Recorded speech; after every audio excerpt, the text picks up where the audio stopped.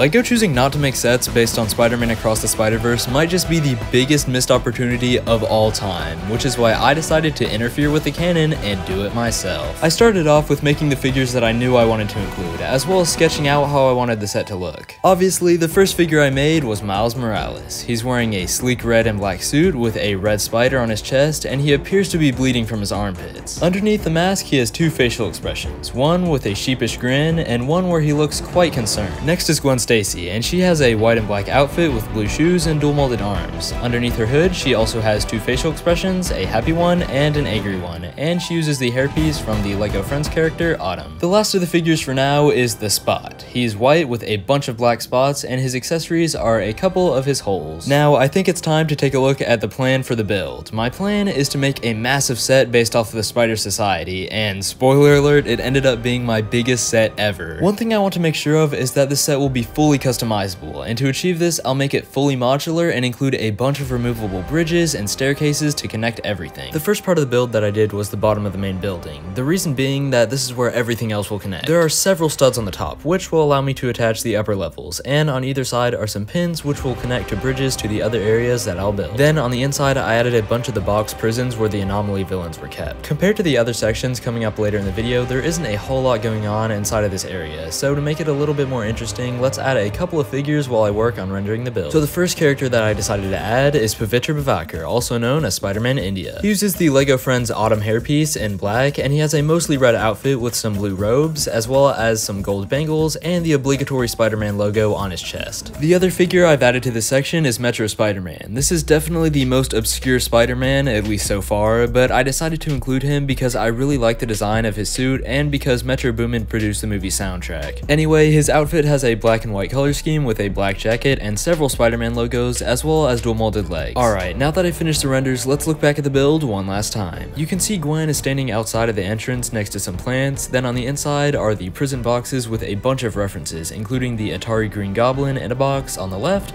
and Mysterio in a box on the right. Lastly, Metro Spidey is standing next to the bridge connector on the left side. The next part of the build that I decided to work on was the cafeteria and the bar. I began by building the bar on the bottom with a bunch of seats around it, as well as a bunch of different foods and Easter eggs, which I'll get to in a minute, as well as the surrounding structure. Above the bar is a small section of the cafeteria, which has some tables and chairs, as well as one of my favorite Easter eggs in the set, that being the pizza box on the table, which is from Joe's Pizza, the place where Tobey's Spider-Man worked for in Spider-Man 2. Then it was time to add the figures. The first one I added was fan favorite Hobie Brown, aka Spider-Punk. Adding him to the cafeteria just made sense to me, because you can't take a crap on the establishment on an empty stomach. Anyway, this figure has a gray mohawk and a black vest, black spiky shoulder pads, red shoes, and a red guitar as his accessory. Then I decided to take to Instagram to ask you guys what variants I should include. First off, we have Popsicle Spider-Man, and to make it, I just designed this simple 1x1 circular tile print and attached it to a small tan handle piece. Next was Spectacular Spider-Man, and I got a ton of people asking me for this one. I designed a new head and torso to better capture the animated style of his suit, and then I gave him mid-legs since he's a bit shorter than most of the other Spider-Men. After that, I added Jessica Drew, who uses the afro hairpiece, has yellow lensed glasses, and a red jacket. And since she's pregnant in the movie,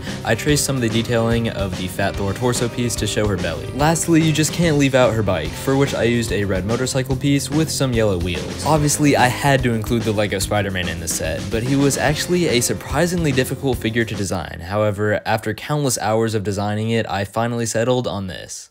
The last Spidey I made, for the time being, was the highly requested T-Rex Spider-Man, also known as Turtarker, or at least I think that's how you say it, kind of a play on the spelling of pterodactyl. Ambiguous pronunciations aside, to make this character was definitely a challenge, but I was able to use the Jurassic Park Rexy build for some reference. I also designed a couple of 2x2 printed tiles with the Spider-Man logo on them, and just like that, it was done. And although I wasn't originally going to include this character, I'm glad so many of you asked for it because I think it turned out great. Now that we have plenty of characters to eat at the cafeteria, let's take a look at the completed build. From the exterior, you can see that the structure consists mostly of 3 large beams and a ton of white and gray bricks with some red accents. On the inside of the first floor, you can see that the bar has a ton of different food-themed references. First of all, you'll notice the Spot grabbing the Spidey popsicle from a portal, as well as some bagels on the counter, which really hit the spot. There's also a box of Spideyos on the ground, some french fries, a hot dog, and right in the middle of the counter, you can see Spectacular Spider-Man is about to risk it all aisle to try the Spider-Verse Whopper. And just above that is the cafeteria, where Hobie, Jessica, and Lego Spider-Man are all enjoying a meal. So far, we've mainly looked at heroes in this video, so how about now we build something for the villains? Well, in the movie, there are actually at least 2 different prison areas, so I decided to build the other one, as well as a small training area that Miles runs through behind the 2 cells. But of course, there's no point in having cells without villains to fill them, so the next 2 figures will be the inmates. The most obvious choice was to do the Prowler played by Donald Glover, and his face print is very similar to the one used for Lando in the Kessel Run Millennium Falcon set. I gave him a big purple logo on his chest as well as purple shoulder pads printed on his arms, and then I also gave him a black utility belt and dual molded legs. The other villain I decided to include is Tombstone from Into the Spider-Verse, and although he didn't show up in this movie, I still wanted to include him since we've never actually gotten a figure of this character. Anyway, he has sand blue skin and uses the Zane hairpiece in white, he's wearing a gray suit and a black shirt, and his accessories are of course his signature guns. So now let's put these guys in the prison cells, and you'll notice that next to each cell is a 2x2 tile with several buttons and a hand scanner in order to manage the prisoners.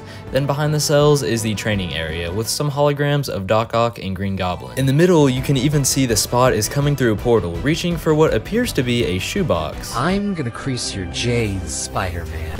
Now, going back to the main building, the next floor is going to be the lab, and I decided to make this floor quite a bit taller than the first and angle it out to make for more room. The interior is filled with computer screens, and I plan to add a bunch of different Easter eggs on the screens. Then in the middle, I've even made a play feature allowing you to move Miguel's platform up or down using some Technic pieces. But before we take a closer look at any of that, let's first take a look at a couple more figures. First off is Peter B. Parker. I started off with a normal Spider-Man suit, and then I added the pink robe that he wears. After that, I added a baby carrier for Mayday, and since I can't make a custom face print for her, I decided to instead shrink down a Spider-Man head to have her wear it as a mask. The other figure that I added is Spider-Bite, and this is a weird one because I wanted to use different colored translucent pieces for her, but the figure ended up looking kind of weird. However, I actually kind of like it.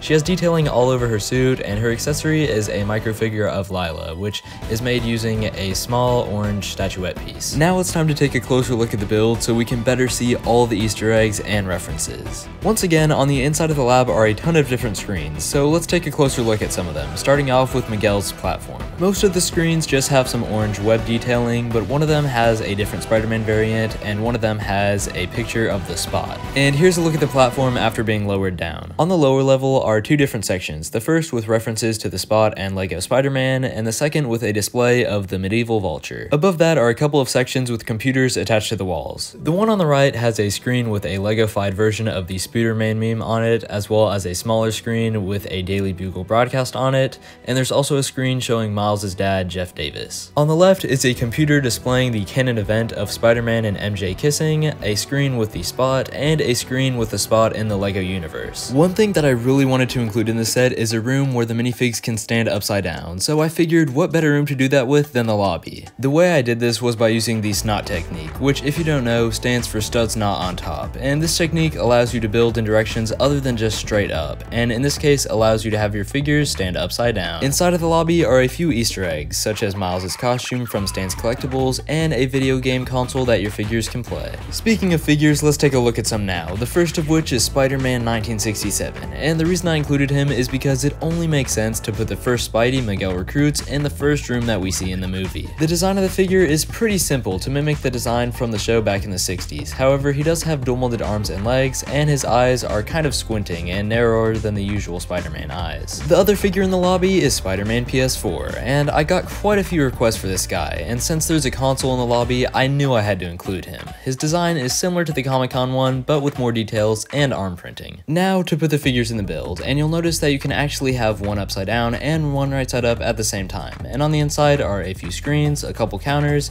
and a console on which Insomniac Spider-Man is playing a Spider-Man video game. A gaming area is great for esports training, but what if you want to train for actual sports? Well, for that you're obviously going to need a gym. So that's exactly what I decided to build on top of the prison cells. Inside is a bunch of equipment that we're going to look at in a bit, but before that we're going to need some figures that'll actually use it. Of course, the most obvious figure to add is Ben Reilly, the Scarlet Spider, since he was always talking about his muscles, and because of that I have added some muscular definition on his arms and legs. He's gonna need some gym bros though, so this time I asked my YouTube YouTube audience for suggestions. The first one I decided to go with was the guy Miles was hiding on, who I'm assuming is Spider-Man 2211. He's perfect for the gym since he can lift with 6 arms, and in addition to that, his suit also has a helmet for which I used the Ant-Man helmet mold. Next is Spinneret. She comes from a universe where MJ is married to Peter Parker and has a suit that allows her to use his powers but makes him somewhat weaker in the process. For this figure, I used a dark red hairpiece and gave her a red and white suit with dual molded legs and a red mask. This next comment has a ton of suggestions, but one that particularly caught my eye was Captain Spider, a version of Spider-Man whose origins lie in a What If comic in which Flash Thompson was bitten rather than Peter Parker. This commenter wanted me to do the Werewolf Spider-Man and Spider-Cat, and although I can't add printing to the werewolf piece, unfortunately, I am able to do so with the cat piece, so here you go. One of the weirdest yet most iconic iterations of Spidey is Bombastic Bagman, and this Spidey wears a paper bag over his head as well as a Fantastic Four uniform. To make this guy, all I did was give him the Mr. Fantastic outfit from my Multiverse of Madness set and give him a dark tan Minecraft head for the paper bag. This person just said Spider-Man, so I guess I can just add a regular Spider-Man figure, the more the merrier I suppose. The web slinger has a cowboy hat and a bandana as well as a black poncho with a spider and some webbing on it. His accessories are his guns and of course his trusty spider horse. Lastly, I made Peter Park's car, and LEGO YouTubers love complaining about Spider-Man having vehicles and sets, but this one is canon, so they really can't complain. Also, I know, this is supposed to be for the gym, but cars can't really work out, although I suppose if the gym had some gas, he could still get a pump in. Speaking of the gym, let's add the figures to it, and as you can see, here's the exterior, where you can see the strength and conditioning sign up top, and then on the inside you can see a bench press, a punching bag, and several dumbbells. The gym is a great way to deal with tough times in life, and Spider-Man definitely has a lot of those, but if the gym isn't really your thing, then you can always go to Therapist Spider-Man, so I decided to do his office next. And obviously, I have to include Therapist Spider-Man in this section. His outfit is a sand blue suit with a gray shirt underneath and a red tie with red detailing. He also has glasses rather than regular Spidey eyes. Inside of his office is a seat for him and a more cushiony dark blue one for his patient. The room has a couple of potted plants as well as a clock in the shape of a triangle, a spider on the wall, and a diploma on the wall from Ditko University. Then on the shelf are some books, including an Italy travel guide as a reference to Far From Home, and a cup of chai tea. The last main section of the set is the third level of the main building, that being the Go Home machine. When making the set, I decided to put the Go Home machine above the lab rather than across from it, which I think was a good move. But before we take a look at that, I think it's time we take a look at the figure we've all been waiting for, Miguel O'Hara, aka Spider-Man 2099. Miguel might just be the most detailed figure in this set. He has a blue suit with red eyes and a big red spider on his chest. He also has red and dark blue detailing on his torso, arms, and legs, and underneath his mask are 2 facial expressions, one serious and one incredibly angry at Miles. Now back to the build, and as you can see, this floor is about the same height as the second one, and on the inside you'll see it's just as detailed. The first thing you'll probably notice is Miles in the Go Home machine and Miguel lunging at him, and the Go Home machine consists of a large platform for the figure to stand on and a robotic spider above that, which has 8 red eyes and 8 legs made of different hinge pieces. On the right side are some screens displaying that the firewall has been breached and the confirmed destination is Earth 42. Then on the left side are some screens with warnings and one displaying the Uncle Ben canon event, which I designed based off of a panel from an old LEGO Club comic. The set is almost complete, but there's one more thing I want to add. As I've stressed throughout the video, I want this set to be as customizable as possible, and in order to do that, I've made several removable stairs, walls, and bridges. That way you can connect the buildings however you want.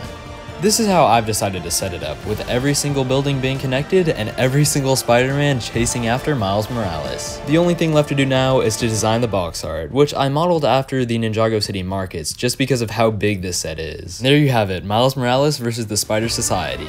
But anyway, that's about all I have for you guys today. If you have any suggestions for future videos, then make sure to leave them down below in the comments, and make sure to leave a like and consider subscribing if you haven't already.